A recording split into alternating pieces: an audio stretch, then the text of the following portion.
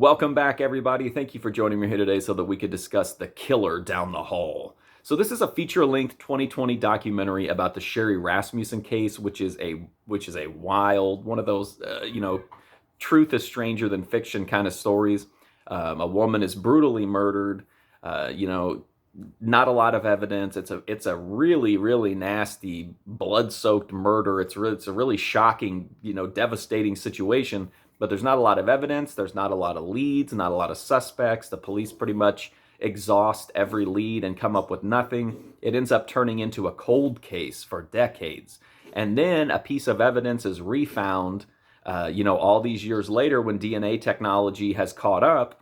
And so they end up retesting it, and it points a finger at a new suspect, one that happens to be employed by the same people as the investigators, because the suspect is a cop named Stephanie Lazarus.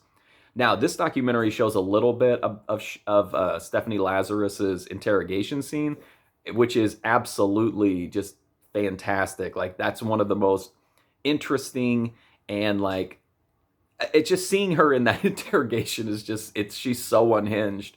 But this documentary doesn't focus so much on that. We get a few clips from it, but overall it tells the entire story. One thing that I did really like about this is that it took time to really let you get to know Sheri Rasmussen, the victim of this crime.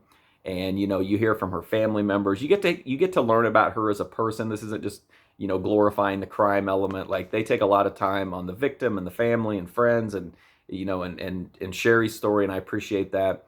Otherwise, this is pretty much like a kind of routine 2020 documentary. Everything's polished, everything's smooth, editing's fine, the flow of the documentary is fine. I mean, this is an incredibly interesting story, at least to me. I think it's one of the more bizarre true crime stories out there. It doesn't have the over-the-top stuff of Joe Exotic or whatever, but in terms of the actual what happens in the case, this is just it's an unbelievable story.